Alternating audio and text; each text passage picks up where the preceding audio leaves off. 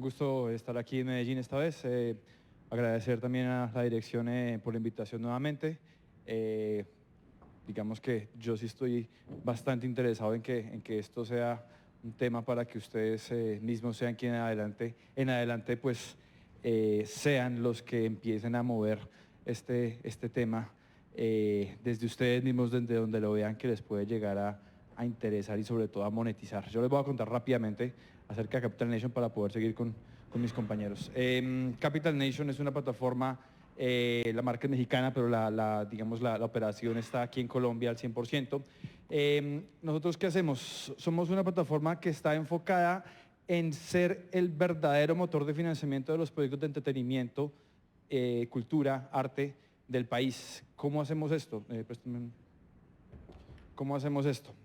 Básicamente lo que tratamos de hacer es conectar a inversionistas privados, fondos de inversión, fondos de capital, con los proyectos que los artistas, los creadores estén ejecutando en ese momento. Digamos que el pilar para nosotros importante para poder llegar a ofrecer un modelo como esto a un inversionista es el conocimiento del productor, del creador, del artista, ver que efectivamente tenga algo realizable y que sea totalmente ejecutable. Además de eso, pues ver la experiencia, ver los recursos que tiene para poder llevarlo a cabo. Tratar de no hacer un tema ya más al lado bancario de pedir unas garantías reales, sino más bien enfocarnos en ese proyecto que tiene. Digamos que ya nos hemos especializado en eso, en tratar de ver el funcionamiento, en la dinámica de cada uno de esos proyectos para poder llegar a ofrecerles un tipo de financiamiento con los recursos de los inversionistas. De esa manera, entonces, podemos en este momento en Colombia, estamos financiando la mayoría de nuestros negocios van enfocados a los eventos en vivo. Ya hablamos de conciertos, festivales, exposiciones, conferencias, teatro, inclusive deporte. Todo lo que en este momento venda tickets, venda boletas. En este momento, como les digo, y les voy a hablar un poquito de lo que estamos haciendo y después de lo que tenemos planeado para más adelante. Lo que hacemos es estructurar este negocio, este proyecto que ustedes como creadores tienen, ver las formas en las que ustedes pueden llegar a responder en el futuro por este capital que se les va a otorgar y de esta manera estructurarle una forma al inversionista para que pueda llegar a ser parte de. ¿Esto cómo lo estamos haciendo? Que el inversionista no tenga que estar tan metido dentro del desarrollo del día a día del negocio, sino que más bien vea es a futuro los resultados que va a tener. En el caso, por ejemplo, de los eventos que estamos haciendo, cuántas boletas puede llegar a vender. Y de esa manera formamos un esquema de negocio en el cual sobre las ventas, sobre las ventas que realiza, sobre el recaudo que haga de esas boletas, puede tener un porcentaje de rentabilidad que va a ser indistinto a la rentabilidad total del proyecto que va a tener el evento. Entonces, lo que estamos haciendo es jugando a que básicamente el inversionista le apueste a un modelo en el cual no va a estar tan metido, no es su fuerte, pero que de todas maneras va a haber una entidad, un tercero que respalde y que nos indique cuál es el resultado final de ese evento.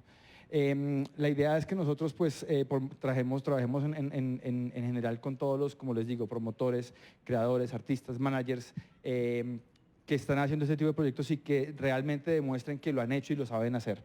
La idea de nosotros también es pues, tener ya una autorización de la superfinanciera como una entidad financiera que pueda llegar a ofrecerse como un producto financiero dentro del mercado de inversionistas. Les voy a contar un poquito de cuáles son los actores en este sentido. Ustedes, que en este caso los estamos llamando como agente, artista, promotor, productor, creadores, que son quienes tienen su proyecto. El inversionista, que es el que pone la plata finalmente con las condiciones que nosotros les ofrecemos y que ustedes previamente nos han autorizado. Nosotros como estructuradores del proyecto evaluamos todas las variables que puede llegar a tener el proyecto, el tipo de evento, el lugar donde lo hacen, el precio de las boletas, si de pronto es un evento gratis, entonces ver de qué manera puede llegar a ser el recaudo que respalde ese financiamiento. Y tercero, cuarto, la boletera o la entidad tercera que va a ser quien haga dos cosas fundamentales. Uno, maneje el recurso. Dos, maneje la información de la venta o del desarrollo que va a tener el negocio. Entonces es importante que este recurso lo maneje un tercero en el cual nosotros pues depositamos la confianza para que asegure que tiene el capital y que además asegure cómo va yendo el negocio día a día. Lo que hacemos nosotros entonces es velar porque este negocio, este productor, este creador sepa hacerlo, logre hacerlo y tenemos que lograr que llegue al día del evento o a los días en los cuales se va a realizar. Nuestro objetivo es que durante ese tiempo de incertidumbre, por llamarlo así, podamos asegurarnos de que el realizador pueda ejecutar ese proyecto con los recursos que se le ofrecieron. Básicamente los beneficios que le estamos entonces dando a esta industria es capital de trabajo para pues efectivamente ejecutar esos proyectos que ahorita, digamos, aún con las políticas que hay ya de gobierno, que son bastante interesantes, digamos, todavía no son suficientes, altas posibilidades de inversionistas para diversificar sus portafolios de inversión con inversiones garantizadas por elementos jurídicos y, digamos, contratos que están ya autorizados por nuestra parte legal.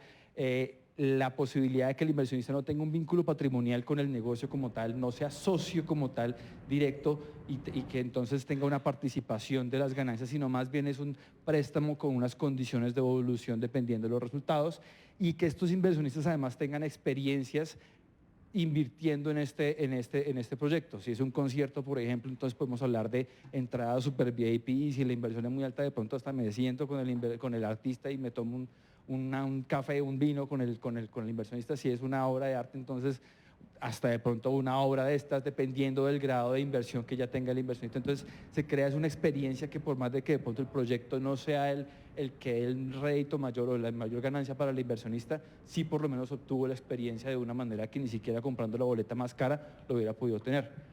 Y sobre todo pues alta rotación y crecimiento para esta industria, que es lo que efectivamente al final queremos que haya. La marca mexicana, como les digo, en estos son algunos de los eventos que ya hemos tenido este año.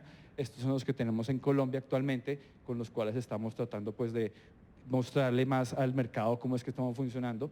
Los resultados se van a poder ver a partir del otro año con los dos últimos, pues ya tuvimos la financiación de Lenny Kravitz en Bogotá, en el Movistar Arena.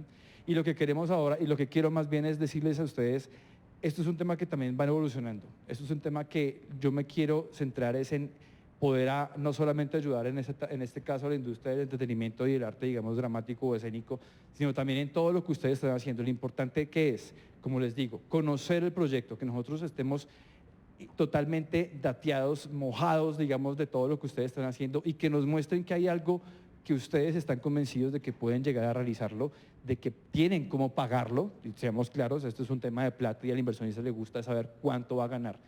Yo no les quiero decir que entonces tengo los inversionistas para que respalden los sueños. Esto es más que sueños, estos son proyectos.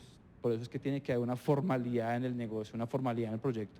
Y en la medida en que ustedes tengan un proyecto que esté totalmente escalable y que ustedes lo demuestren con números y con experiencia que el negocio puede llegar a ser, pues es un modelo totalmente adaptable para que Capital Nation lo ayude a salir adelante y pues pueda llegar a ayudar a crecer a esta economía. Estos son mis datos para cualquier consulta que ustedes tengan. Muchísimas gracias. Bien, muy bien, Francisco. Ahora me gustaría invitar, si quiere Francisco, siéntese acá. Y ahora me gustaría invitar al director general de la música de FM. Él es Alejandro Santa. Alejandro Santa es el nombre artístico del músico y empresario paisa Alejandro Velázquez, quien desde muy joven se crió en medio de las notas de música romántica de los años 60 y 70.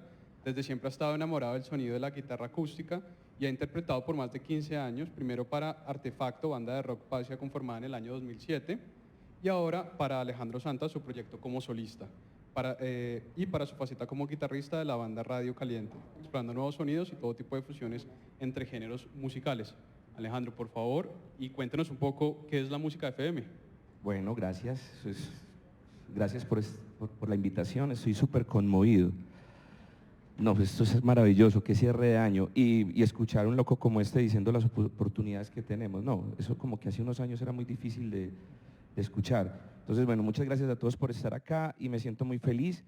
Sí, llevo un rato, llevo 12 años procurando, intentando, aprendiendo cómo resolver el misterio de vivir de la música, ¿cierto?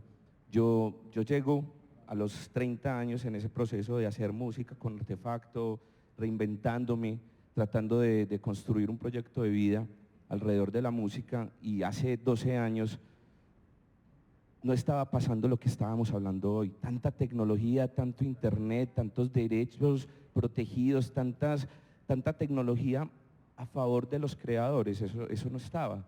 De hecho, hace 2 años el internet todavía estaba bien crudo, ¿cierto? No había plataformas para distribuir música, no había plataformas para vender música, YouTube no estaba monetizando, o sea, era otra dinámica. Y yo tenía una banda de rock, imagínense, hace 12 años una banda de rock. Si el reggaetón se siente desprotegido, Dios mío, los rockeros hemos estado abandonados toda la vida, Dios mío bendito, ¿cierto? De hecho, todos los géneros, ¿cierto? No se trata de un tema de géneros, ¿cierto? En esa época yo iba y todo el mundo me decía, ¿cuál es su diferenciador? Porque está el tropipop de moda. Entonces, era una cosa compleja. Y a partir de resolver ese problema de cómo vivir de la música, me enfrenté a algo muy hermoso, que fue los derechos de autor. En un proyecto emprendedor hice una plataforma para vender música, en aquel entonces no había iTunes, no había nada, y pues me llama a Simpro a cobrarme por los derechos, es decirme, oye, estás usando música, hay que pagar, y yo me emberraqué, los insulté, les dije ladrones, toda la vida aprovechándose de nuestros músicos, y bueno, lo que me di cuenta es que estaba muy ignorante. O sea, tenía que salir de la ignorancia, porque si estaba hablando de música, de venderla y todo, tenía que entender qué eran los derechos, y esa fue la primera invitación. Y cuando yo conozco la fuerza, el poder de los derechos de autor para los músicos, yo dije, wow, ¿qué es esto? Esto es un superpoder. O sea, nosotros podemos con una idea, la podemos transformar en dinero, en un activo. Un activo intangible que puede generar ingresos pasivos, y se metió en un concepto, una idea se mete en un concepto administrativo, y yo decía, wow, ¿y qué pasa ahora? ¿Cierto? Y empiezo a aprender de esos derechos y me doy cuenta que el derecho, los músicos, nosotros los creadores, no es una cosa que tengamos que pelear, la tenemos que ejercer, ya está. El derecho ya existe, hace rato. Y hay un montón de condiciones que se han venido dando a través de la evolución de estos años, en ese cambio rápido, que nos están dando ventajas a los que hacemos ideas y se convierten en estos activos. Están dando muchas posibilidades. Yo me sentí poderoso con ese concepto. Mi mamá no lo puede hacer, mi mamá no, con una idea no puede ganar ingresos pasivos y todo. Le tocó duro para tener un apartamentico que le dé una renta. El músico crea, y esa creación puede generarle esto. Eso fue para mí revelador. Por supuesto, eso necesitaba aprender, empoderar, salir de esa anarquía que tenía alrededor de la música, como de los derechos. Y también estaba pasando algo muy fundamental en ese momento, que es toda esta transición del Internet, de todo este poder que nos está trayendo Internet y de cómo nos daba todas las herramientas para comunicarnos. Es que las redes sociales son un amplificador de la voz, ¿cierto? ¿Qué es lo que más quiere un músico con su obra? Que sea escuchada.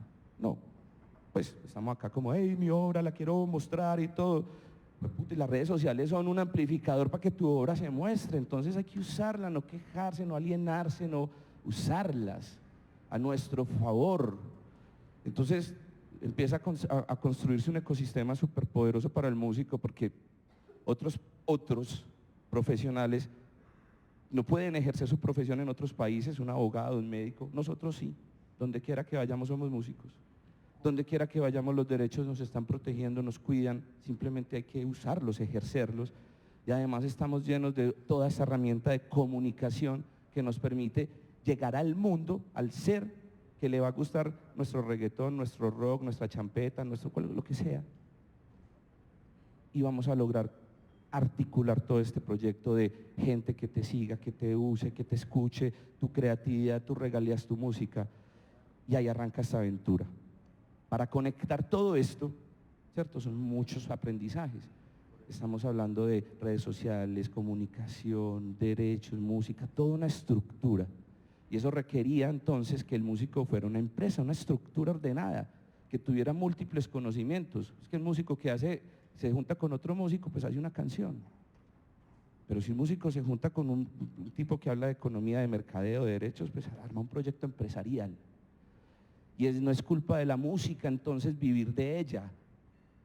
Vivir de algo es conocer el mercado, conocer las herramientas, conocer los bancos, meterse en el juego de la economía, que eso es otra vaina distinta a crear.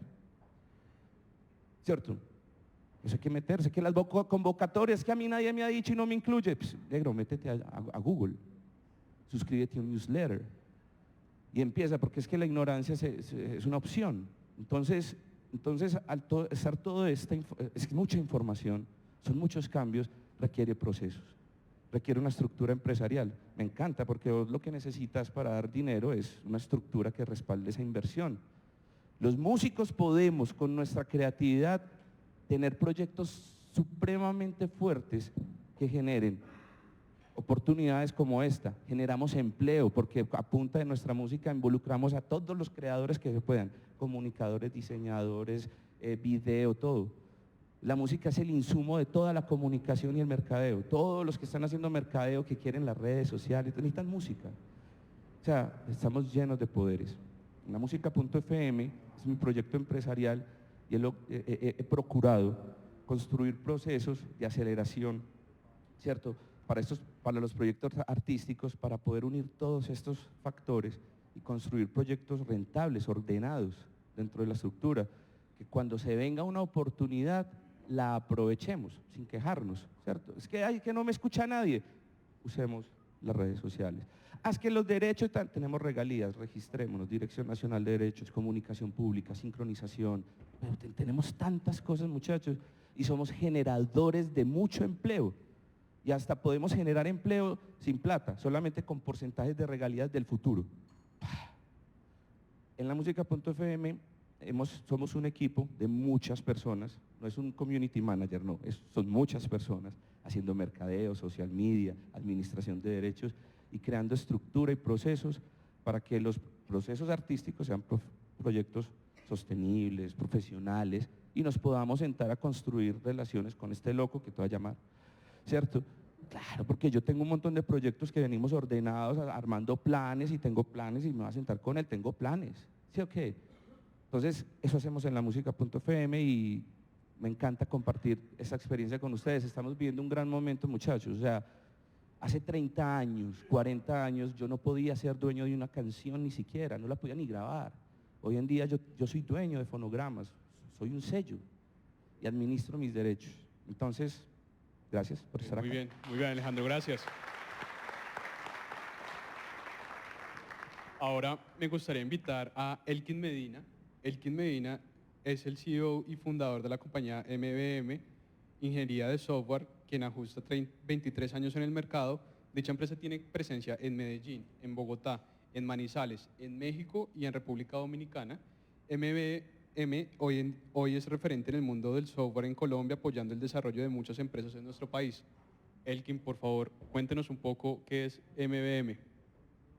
En el 2011, cuando MBM Ingeniería de Software tenía 15 años de estar en el mercado, tuve la posibilidad de, a través de una misión empresarial financiada por Colciencia en compañía con el CTA, ir a Asia. Nosotros estuvimos en Japón, Tailandia, Malasia y la India. Al llegar a esta región, empecé a percibir, no Japón, sino Tailandia, Malasia y la India, ver que era un país en vía de desarrollo, que era un país donde empezaban a trabajar el tema de la innovación. Y yo llegué, tomé ese avión en el 2011, llegué allá y estaba muy orgulloso de mi compañía, una compañía que trabajaba para principales empresas industriales aquí en el país.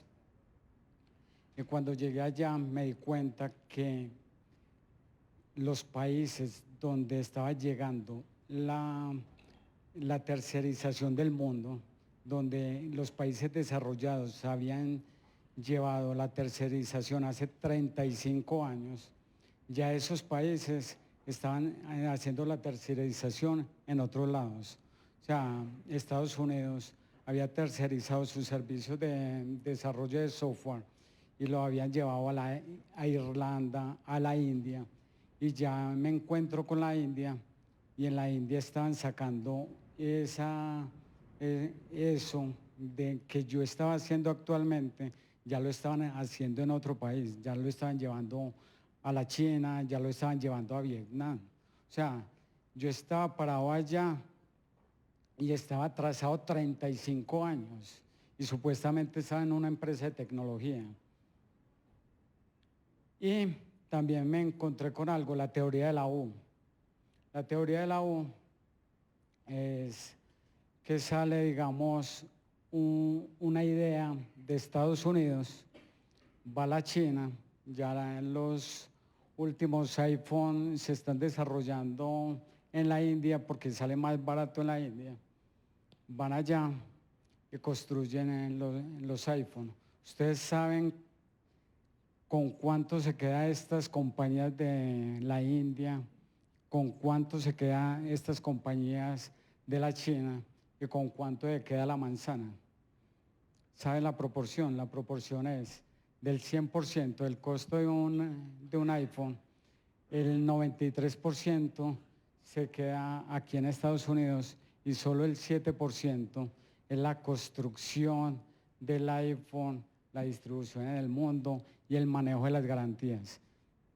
Estos aquí desarrollan la marca y desarrollan todo el tema de innovación e investigación.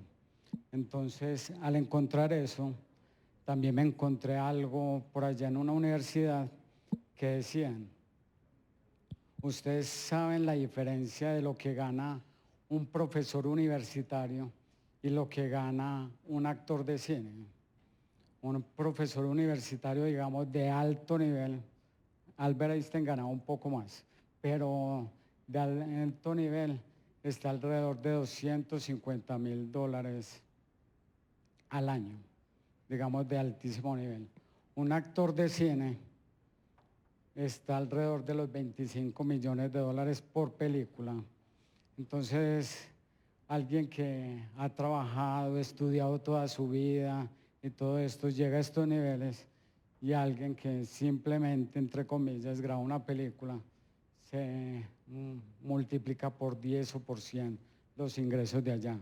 No es un tema de diferenciación económica ni de macroeconomía, es simplemente el servicio que le presta el profesor universitario, se lo presta a 100, 200, 300 personas, mientras que el actor de cine se lo presta a 5 millones, 10 millones, 20 millones, 50 millones de personas.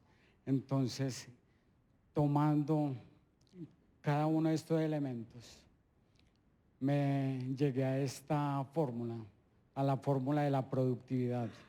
La fórmula de la productividad es el valor dividido el costo. Yo estudié mi pregrado aquí en Colombia, en la Universidad de AFIT. Estudié mi maestría aquí también en Colombia, en la Universidad de AFIT. Y cuando veía costos y cuando me enseñaban a costear, me decían, coja todos sus costos y a ese costo multiplique por lo que quiera ganar, un 25%, un 30%. Y era la fórmula que nos enseñaban para generar el valor de lo que nosotros deberíamos cobrarle al mercado. Cuando conocí este concepto, el tema de iPhone, de lo que estaban haciendo los países en vía de desarrollo, era creación de su propia marca, de creación de sus ingresos basados en poder replicar sus productos, replicar sus servicios a muchísima gente y no a pocas personas. Replicar de una manera en que el valor de un producto frente al costo sea al 300, 400, 1000%. Entonces, cuando yo llegué de allá, llegué a cambiar lo que era la compañía. Mi compañía era basada en que si yo quería aumentar las ventas, paralelamente yo tenía que aumentar los costos en la misma proporción. Dependía de licitaciones y presupuestos. O sea, en mis servicios sí, espere un momentico el presupuesto, espere que recortaran el presupuesto y todo esto. Y mis interlocutores eran en las compañías de tercer y cuarto nivel. Con eso me tenía que interactuar. ¿Cuál fue el camino y cuál fue el camino que empezó a desarrollar MBM desde el 2011? Aumentar las ventas sin aumentar los costos, fijándonos dónde teníamos que ir a ser exponenciales en nuestros productos y servicios.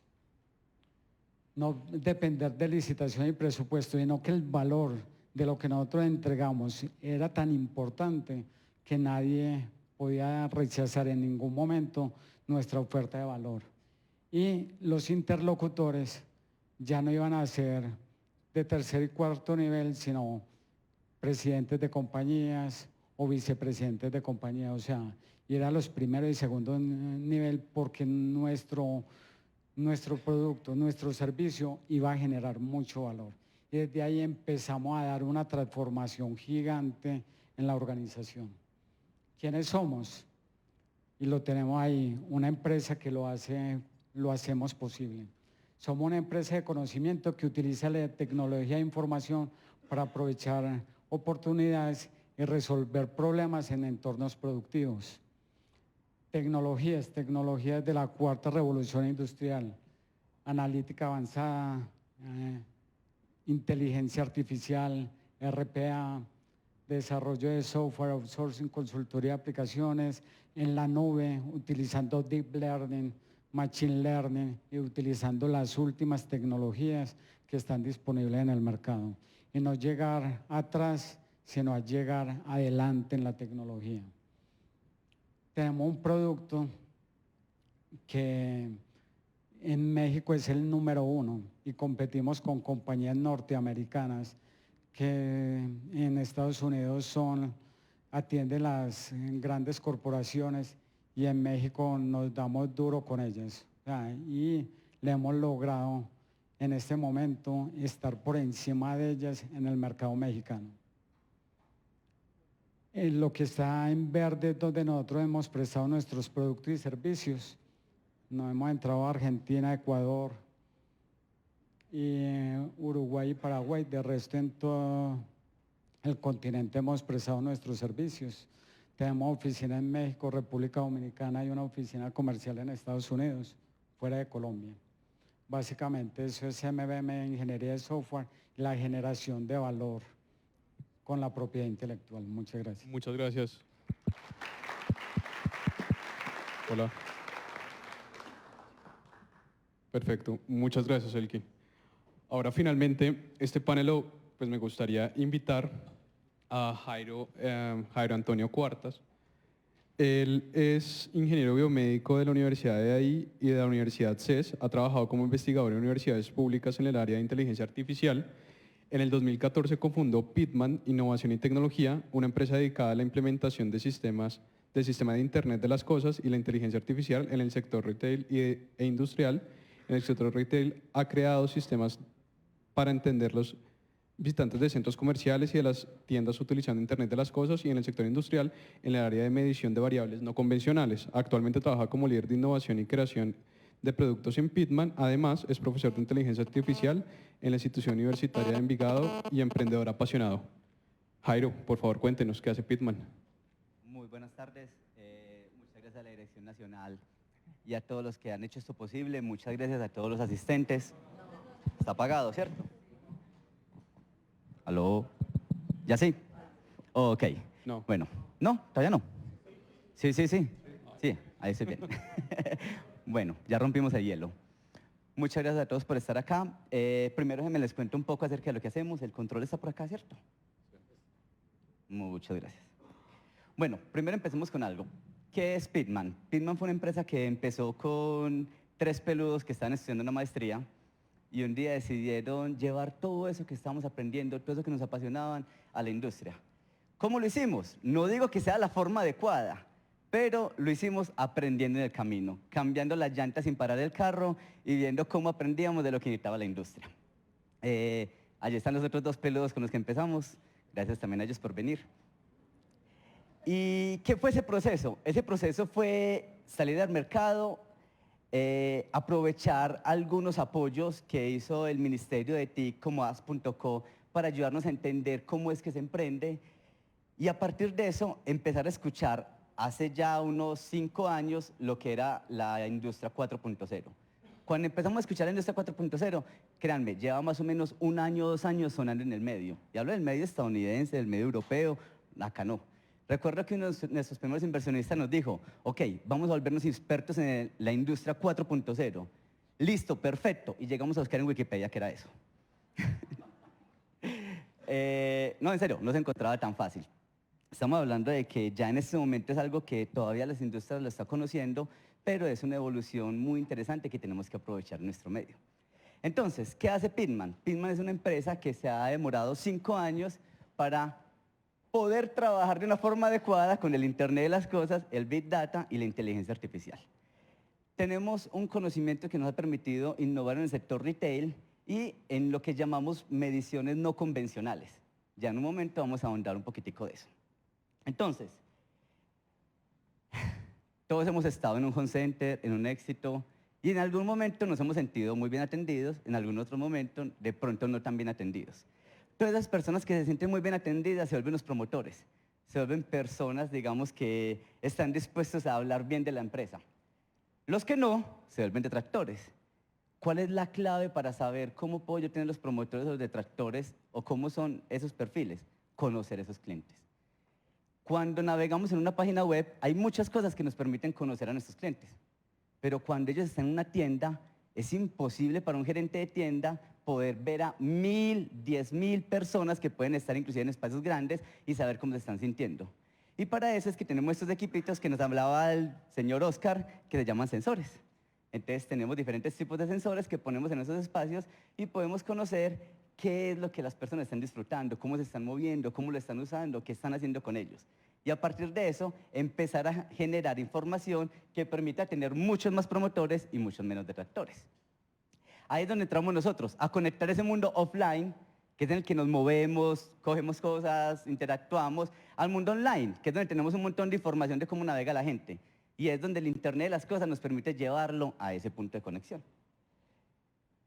¿Cómo lo hacemos? Creando esas plataformas, plataformas que están trabajando tanto en el sector retail como en el sector industrial. Entonces, lo que hacemos, Internet de las cosas más Big Data.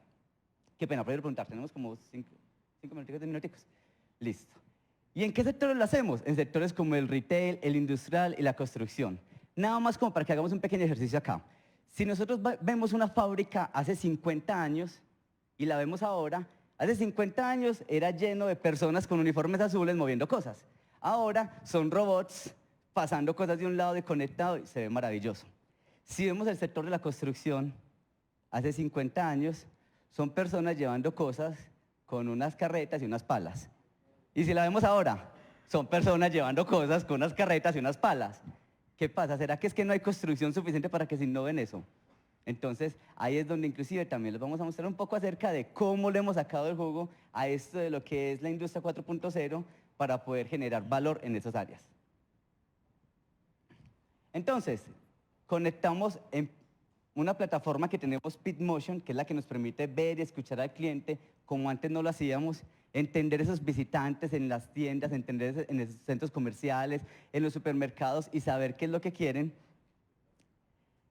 Medir ese comportamiento y entenderlo en su día a día, pero también no solamente a los visitantes, sino también a los vendedores. También saber cuáles son las zonas donde se tiene mejor o peor interacción. Todo eso es lo que nos permite hacer la industria 4.0. Listo.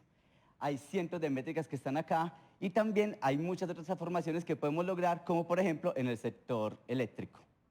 Vamos a un caso más específico, los baños. Todos nosotros hemos tenido urgencias de que se nos han agotado recursos, llamémoslo así. Y todos nosotros quisiéramos poder entender más algunas cosas de ciertas industrias. Hay una empresa bastante grande que vende este tipo de productos y ellos siempre han dicho, si yo quiero vender el producto de forma adecuada, primero tengo que entender a mi consumidor. Y créame, no es tan fácil entrevistar a alguien cuando está en el baño. No nos sentimos tan cómodos, ¿cierto? Pero entender la dinámica de cómo usa esos productos permite tener la venta adecuada. Eso fue una oportunidad de innovación que pudimos tener con esta empresa, en la cual nos dijeron, necesito entender la gente cómo usa los productos en el baño. Perfecto. Déjenoslo medir. Pongamos esos pequeños sensores que podemos conocer la interacción, podemos contar cuánto se usa, podemos saber en qué horario lo usan. No identificamos quién, no se preocupen. El hecho es una serie de estudios que nos permite identificar cuáles son esas dinámicas, que nos permite diferenciar y conocer qué es lo que ese cliente de verdad necesita en un momento dado. ¿Cómo lo hacemos? Con la tecnología y sin necesidad de que sea algo invasivo, simplemente midiendo cómo es ese proceso. La construcción, lo que habíamos dicho, si hay algo que no haya cambiado ha sido eso. Y hay empresas muy grandes, como por ejemplo con Concreto, que se ha hecho metas tan interesantes como decir, quiero que en 5 años cambiemos la forma en la que hacemos el 90% de las cosas. Uf, eso es grandísimo. ¿Y cuál es la única forma de hacerlo? De verdad, generando innovación disruptiva. Con ellos, por ejemplo, hemos podido medir la productividad de los empleados, qué tanto se usa hasta las palas, saber cuál es el ritmo de la obra, midiendo diferentes cosas que están en el día a día de ella para poder mejorar cada uno de esos procesos. ¿Qué tal si medimos cómo se usan los activos dentro de las empresas? Como por ejemplo los sistemas limpiadores, los sistemas que recorren los centros comerciales limpiando para saber, porque de una u otra forma, ¿para qué limpiar un centro comercial? Para que la gente esté cómoda en ese lugar. Y eso es lo que, si podemos medirlo, podemos saber que la gente esté disfrutando cada uno de los espacios. Esos son una serie de ejemplos que nos permite ver cómo se puede utilizar este tipo de tecnologías o este tipo de innovaciones para diferentes tipos de clientes. Como Pitman hemos llegado, bueno, empezamos en Colombia, México, Ecuador, ya vamos a llegar a Perú, haciendo diferentes tipos de innovaciones en este tipo y en este sector. ¿Qué me gustaría yo aquí dejarle a las personas que son emprendedoras, a las personas que desarrollan software, a las personas que están inclusive hasta los mismos abogados que están empezando a interactuar con eso? Algo muy interesante es que actualmente la industria sí quiere usar ese tipo de tecnologías, la quieren llevar hacia ellos, en ocasiones no saben cómo. Y hay veces el proceso más fácil es quitarles ese peso de encima y decirles, no tienes que saber ya mismo qué vas a hacer. No tienes ni siquiera que entender toda la tecnología. Déjame paso a paso, vamos contigo trabajando para que entiendas qué es esta tecnología y por qué te genera valor. Y no creas que es que son inversiones de millones de dólares y que necesitas 300 personas y que necesitas cambiar toda la forma en la que haces las cosas, sino que simplemente empecemos a trabajar con algo que nosotros llamamos unas sesiones de innovación. Es algo que nos ha funcionado bastante bien. Y son sesiones en las que nos podemos sentar, hablamos con ellos, miramos los problemas, miramos cómo simplemente un sensor de 1.000 pesos podría ayudarte a mejorar ese proceso y simplemente te lo llevo a una plataforma en internet y ya tú sabes que eso ya hace que cambie las cosas. Esos procesos de innovación, esos procesos de sentarse con ellos y entender y tener empatía y entender sus dolores es lo que puede generar un cambio total en la forma en la que vamos a implementar este tipo de tecnologías. Les aconsejo mucho que lo hagan. Eso nos ha ayudado a que diferentes tipos de clientes confíen en nosotros, que le apuesten a trabajar con esto, porque se sienten que disfrutan ese proceso. Entonces, más que, digamos, decirles una clave del éxito, es decirle que es un proceso que permite que las cosas sucedan bastante fácil. Entonces, muchísimas gracias por este espacio. Vamos a estar atentos a las preguntas.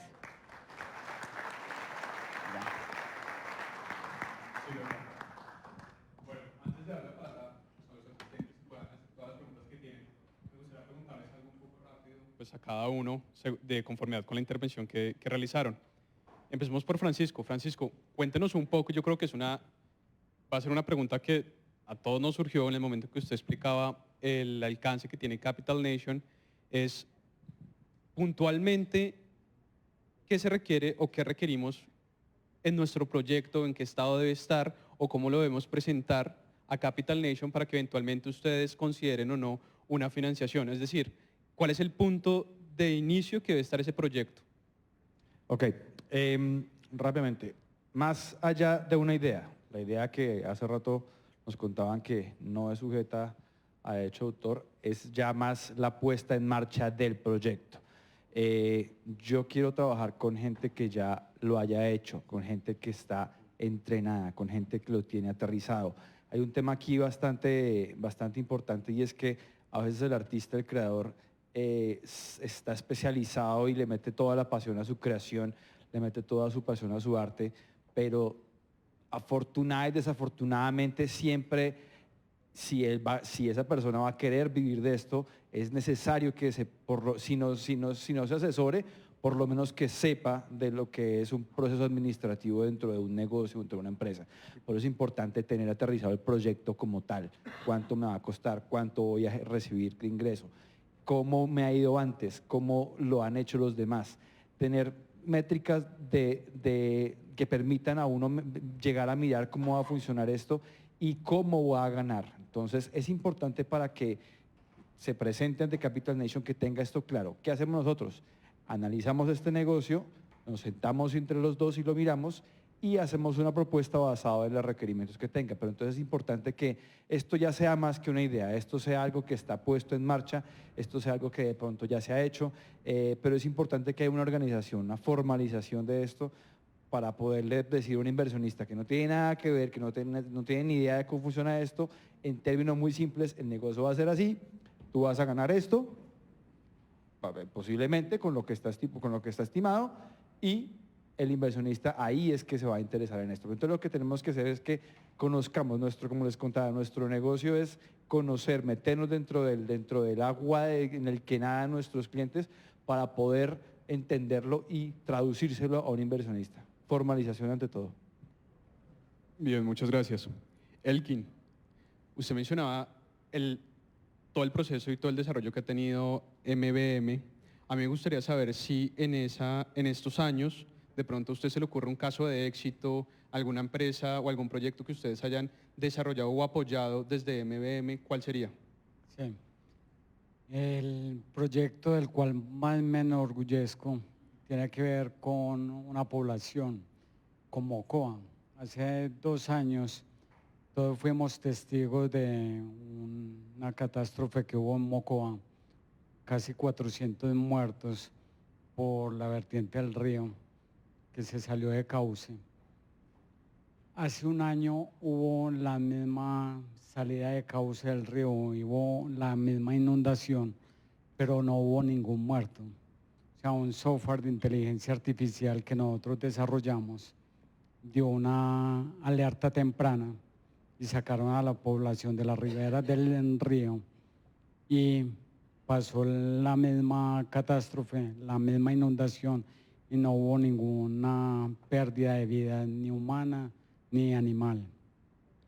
Lo hemos visto con Hidroituango, alrededor del río Cauca, nunca, toda la problemática de Hidroituango, nunca ha habido un muerto por inundaciones en las riberas del río, porque el software de inteligencia artificial de nosotros avisa con antelación y saca a las personas antes de que llegue la inundación. Yo creo que con eso siempre le he dicho y cuando lo comento, con eso libramos la constitución de la compañía, salvar vidas. Y a eso hemos llegado con la tecnología y con la utilización de la industria 4.0. Ok, mil gracias.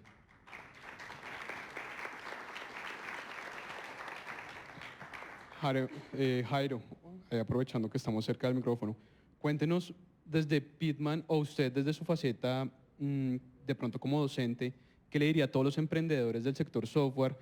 ¿Qué oportunidades tendrían desde la cuarta revolución industrial? ¿Cómo ser innovadores o cómo hacer estas adaptaciones a sus procesos? ¿Cuáles serían las recomendaciones para usted, para estos emprendedores?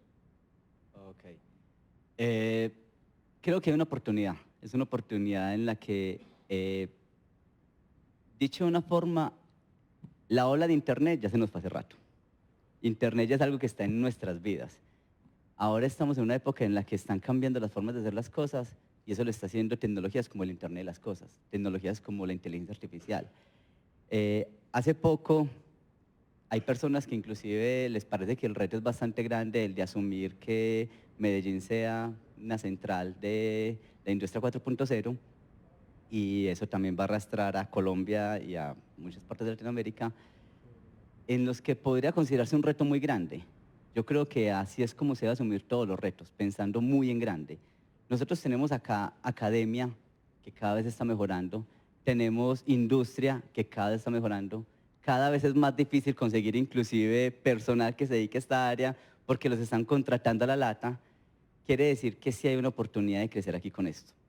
Por otro lado, tenemos a las empresas Hay un montón de empresas que están altamente comprometidas, inclusive hay una de las tantas empresas que me encanta, como Noel, en los que tienen unos presupuestos que ellos le deben meter innovación. Entonces hay oportunidad de crecer ahí, hay oportunidad de aprender esto nuevo porque todavía hay mucho para aprender ahí, todavía hay mucho para formarnos, pero que si somos capaces de ver la oportunidad de crecer con esto, ese es el momento adecuado. Aquí estamos en la cresta de la ola, hay que tomarlo, hay que arriesgarnos, hay que aprender a cambiar la llanta del carro sin parar el carro. Sí, eso hay que aprender a hacerlo y darnos la oportunidad de que en ese proceso podamos cada vez mejorar esos procesos. Entonces, creo que Pitman lo ha hecho y por eso hemos tenido diversas empresas que han confiado en nosotros y es la oportunidad que yo le digo a la gente, láncense y creemos comunidad. Hay varias formas de crear comunidad, así que cuenten con nosotros también si en algún momento necesitan o quieren hablar un poco acerca de eso. Gracias. Alejandro, me gustaría volver con usted en un tema y es, cuéntanos cómo ha sido su experiencia desde el punto de vista de creador con los servicios de la Dirección Nacional de Derecho de Autor. Es decir, ¿usted ha visto la utilidad o cómo ha sido su relacionamiento con estos servicios, el registro? ¿Esto ha sido útil desde su perspectiva como creador en todo su proyecto de la música FM? Bueno, por supuesto, sí, ha sido, pues cuando les contaba al principio que fue revelador conocer el concepto del derecho de autor, o sea, lo que significaba y el poder que me generaba, ¿cierto? El ejercicio de hacerlo y de registrarme en la Dirección Nacional de Derecho, que es uno de los primeros pasos que hay que hacer para poderle dar una representación a esa obra y después poder negociar y generar pues, ventas con ese activo, es sentirse músico, pues como ese reconocimiento de que estoy haciéndolo, porque muchos de los músicos están siempre en una informalidad, estamos creando, haciendo canciones, pero nunca las registramos, nunca les damos un valor, nunca les damos vida. Y entonces nunca llega nada. No, es que a mí nunca me llega nada de Psycho. ¿Ya te registraste? No. Bueno, pues, cierto.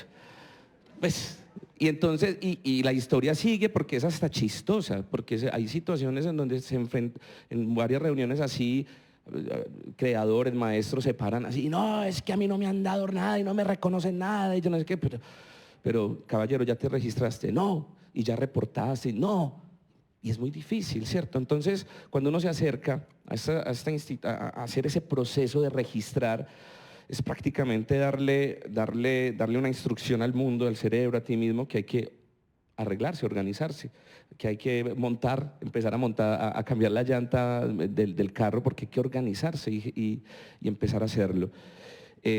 Para mí ha sido fundamental el acercamiento a la Dirección Nacional de Derechos de Autor porque también, a pesar de que toda esa información de los derechos es tan confusa, ha sido una gran guía, ¿cierto?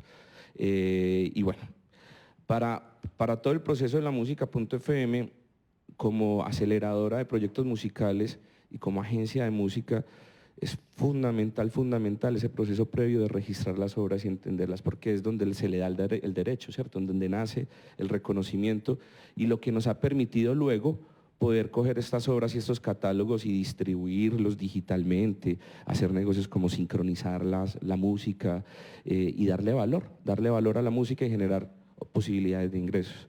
Entonces, ha sido fundamental ese proceso. Perfecto. Perdón, Alejandro. Señor. Aprovecho y hago una pregunta al respecto. Adelante. El registro de derechos de autor en Colombia uno lo hace siendo, por ejemplo, yo soy cantante y estoy componiendo algo de música. Como hay fácil salida a internet en el mundo, ¿cómo hago para registrarme ante el mundo? Y que no me copien y que no me roben lo producido. Bueno, ese es uno de los primeros pasos. Cuando uno nace, uno se va para la registraduría, pues y va y le dan se registra la fotico de los pies y le dan un número y con ese número usted se va y dice que ese es usted. Más o menos pasa así con la obra. Usted va y la registra, ¿cierto? Y dice, esto soy yo. Y con ese primer registro aquí en Colombia, ¿cierto? Usted arranca su proceso. Cuando usted distribuye por primera vez su música, ¿cierto? Y la pone en plataformas y en un montón de... Ya la está editando y usted la edita juiciosamente con todos esos registros, esos códigos, con la metadata, que es data, que es información. Y en ese momento tu obra ya es reconocida, ¿cierto? Que es lo que da la posibilidad del Internet, de toda esta, de la manipulación y el manejo de la información digital. Entonces, lo primero es registrarte, pues, y cualquiera que sea tu país, si estás en Alemania, en México, regístrate en el lugar de tu país y al momento de empezar a hacer tu proceso de distribuir la música, ahí vas a decirle al mundo, ahí le vas a decir a Spotify, a YouTube, a Deezer, a todo el mundo, quién es el dueño de la obra, del fonograma, los intérpretes, ahí está. Y es que nosotros mismos somos los que tenemos que dar esa información. Nosotros, porque somos, y nosotros mismos entonces luego tenemos que estar en ese chequeo. ¿Sí? Lo que me quieres decir es que con el registro de Colombia me hago conocer ante el mundo. Yo ahí de pronto hago unas precisiones. Desde el ¿Perdón? punto de vista- voy a hacer de pronto dos acotaciones desde el punto de vista jurídico. Ahí es importante aclarar lo que se ha venido diciendo respecto al registro, que es una pregunta recurrente. Recuerden ustedes que en el derecho de autor siempre el derecho surge con la creación. Por eso el registro del cual habla Alejandro y el cual usted hace referencia, en Colombia tiene efectos declarativos, no constitutivos. No constituye el derecho porque la ley ya automáticamente dice, cuando usted haga su obra, en este caso su obra musical, usted automáticamente tiene derechos, ya tiene la Constitución. Pero el registro es entonces declarativo. ¿Y declarativo qué quiere decir? Que va a servir de medio probatorio idóneo ante cualquier autoridad judicial en casos de plagio que usted mencionaba. Es la plena prueba ante una autoridad judicial. Dos, lo que usted pregunta, eso se vuelve un registro, un documento que es oponible ante terceros y tiene efectos de oponibilidad y de publicidad. Es decir, es un medio para que llegue un tercero y diga, si dice ser el dueño, usted le diga, un momentico, yo soy el dueño, acá está el registro, que vendría siendo una especie de registro, por ejemplo, de su inmueble, en la Oficina de Registro de Instrumentos Públicos. Si usted dice, yo soy el dueño de la casa, es más o menos la declaración de ese registro. Ahora, recuerde usted también que la protección del derecho es local, es decir, ese documento tendrá efectos jurídicos en Colombia. No obstante, lo que habíamos dicho en otras charlas anteriores es, si usted se proyecta a Europa, lo ideal sería usted también que hiciese el registro, por ejemplo, en España y de pronto allí se extendiera a toda la comunidad europea. O si usted tiene intereses de abordar el mercado norteamericano, también hacer un registro adicional en Estados Unidos, según corresponda, para que usted tenga la protección en las distintas jurisdicciones. Era un poco eso desde el punto de vista más jurídico. Bueno, y para hacer, pues sí, también, puede ser, porque eso está como por ir a cada país, imagínate. Pero los servicios cuando tú distribuyes digitalmente tu música, Spotify, Deezer, YouTube, ellos tienen equipos legales que tú te comunicas con ellos y les dices, venga, esto es mío. Eso que usted está, antes cuando estaba en YouTube la música de uno no sabía quién la había montado, eso era horrible, ¿no? Ya tú fácil puedes saber y hablar y decir, venga, esto es mío, por favor, hacemos lo que tengamos que hacer, bajarlo, monetizarlo. Hay canales de comunicación muy establecidos ya que permiten organizar todo eso, pero sí requiere saberlos, sí requiere hacerlo, sí requiere estudiarlo, escribirlo, o sea, eso sí requiere. Claro. Última pregunta, es muy rápida, es para los 5. ¿Qué libro recomiendan leer para emprender en torno a la cuarta revolución industrial? Perfecto, una recomendación de un libro. Empecemos por...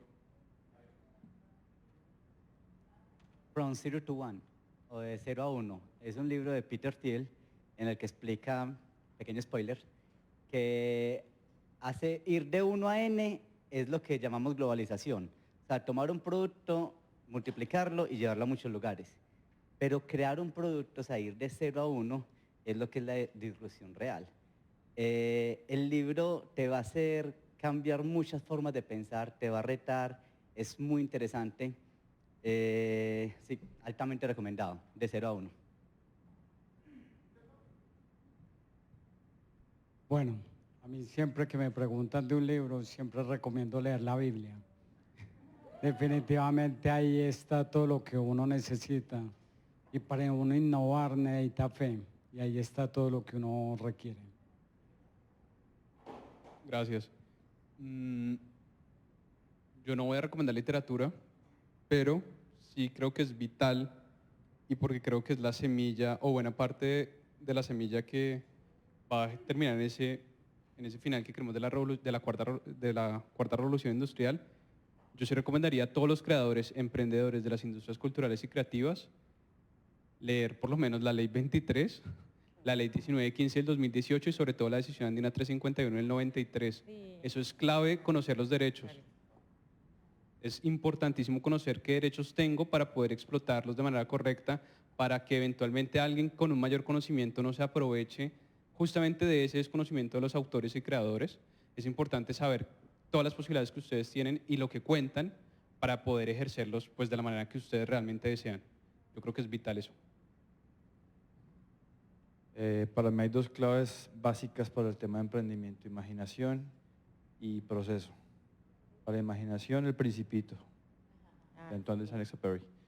Y de pronto un poco para el proceso ya es más un negocio como tal, porque como insisto que esto es un negocio, tal vez el vendedor más grande del mundo fue uno de los primeros libros que yo vendí, que creí que realmente los llevaba a uno a pensar económicamente cualquier aspecto que uno pudiera llegar a tener cerca. Jorge Mandino.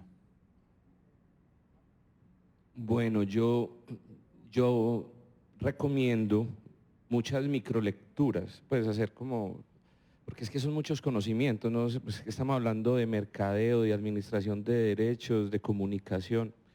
Es bueno pues como tener un hábito de microlecturas, porque son muchos temas. Y un libro súper recomendado que me leí hace poco, que es un buen resumen sobre una filosofía de vida, porque todo esto es un cambio desde uno, de emprender, de aprender, de organizarse, de comunicarse, y uno pone a ver y es uno, ¿cierto? Y se llama el Club de las 5 de la mañana. Es súper divertido. Pues pega fuerte y construye buenos hábitos para seguir creciendo.